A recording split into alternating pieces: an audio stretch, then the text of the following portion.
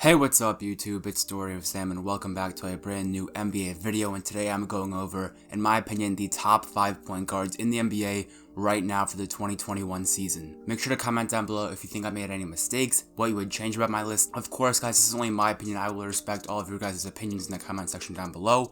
And if you guys are brand new here, make sure to hit that subscribe button and drop a like. Without further ado, let's get straight into the list. So at my number 5 spot, I have Russell Westbrook. Now I know Russ has been getting a lot of disrespect recently, especially with how he performed in Houston in the last playoff run, and how he's performing in the beginning of this season with the Washington Wizards. Again, getting a lot of triple doubles, lots of great stats, but not equating to wins. And I kind of see where they're coming from, like his empty rebounds. Sometimes he forces like assists. You can kind of tell when a player's going for a triple double and stuff like that.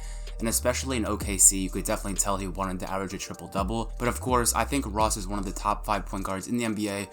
It was between him or Chris Paul, and I think Russ is a little bit better because even though Chris Paul has been great, I feel like we expect a lot more from Russ, and we were more surprised when Chris Paul played so well because the expectations were lower. But I think Russell Westbrook is slightly better. Of course, when Russ is playing really well, he can drop 40 points, one of the best finishers in the NBA today. Of course, his shooting is really bad. He's really not an efficient player, but overall, when Russell Westbrook really gets it going, he can really be a threat and danger to a lot of teams. And he plays with such heart in the league. It's really great to watch him play. It's one of my personal favorite players to watch. But again, Russell Westbrook playing super fast with a lot of heart is one of the reasons why he makes so many boneheaded plays, so many turnovers, just a lot of low IQ plays because he's moving at such a fast pace. Sometimes I feel like Russ would be a lot better if he just slowed down, played at a slower pace, and just let the game come to him a little bit more. But overall, I still am a big fan of Russ, and I think he's a top 5 point guard in the NBA right now. Moving on to the number 4 spot, a player with a lot to prove this year in my opinion, along with Westbrook, is Kyrie Irving. Now I think Kyrie's a little bit better than Russ just because he's one of the best scorers in the NBA,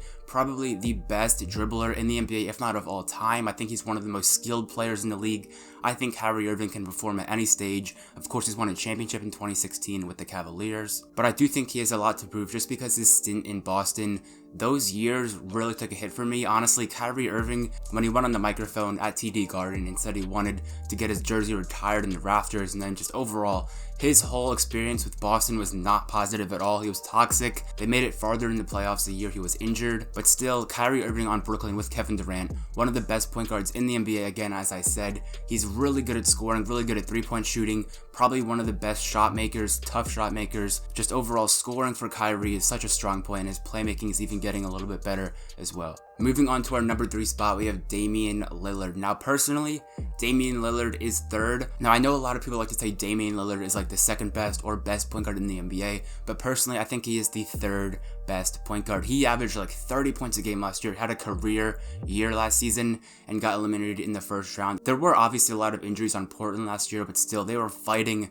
to get into a playoff spot. And if Karis LeVert just hit that game-winning shot, they probably wouldn't have even made the playoffs. But still guys, Damian Lillard is one of the best shooters in the NBA. Him and Steph Curry are probably the 2 best shooters, or like deep 3-point shooters, I'll say that. Damian Lillard has some of the best range in the NBA. He can drop 30 points a game, give you like 7, 8, 9 assists a game.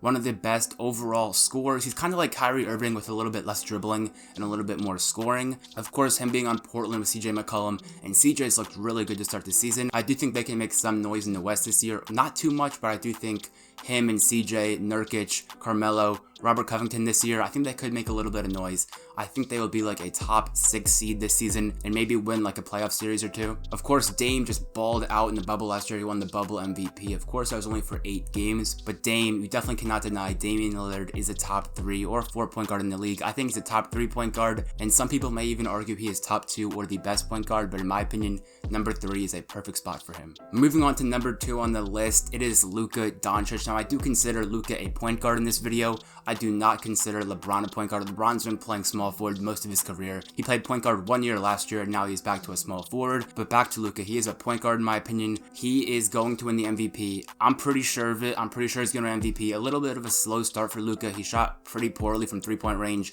to open up the season, but I'm still really confident he's going to bounce back. Once Kristaps Porzingis gets healthy, once the team starts clicking, the Mavericks are going to be a great team. They might not have a great record right now, but overall, I think at the end of the season, the Mavericks will have a very strong record. Luka's going to be balling out. He put up some crazy performances against the Clippers last year in the bubble in the first round of the playoffs, with I'm pretty sure it was an injured ankle. He just put up some crazy performances. Of course, the game-winning shot, 40-point games, just overall controlling the entire game. He is, in my opinion, next up. He is the next superstar in the league. I think he is probably the best young player in the league, like players under 23 years old. Luka's just been absolutely balling, and the one thing I do say is his three-point shooting is not great and his free throw shooting is not great. Just overall, his shooting isn't great, but his scoring really is, and once his shooting gets up there, he can average like 31 points a game in my opinion and win multiple scoring titles in the future. So yeah, I'm gonna put Luka Doncic at number 2. He's just a straight up killer. He's literally unstoppable. His step back move, his step back three-pointers, when they're falling, you just can't guard that. You just gotta hope he misses. Moving on to number 1, guys. I'm pretty sure you guys know who the number 1 point guard is on my list,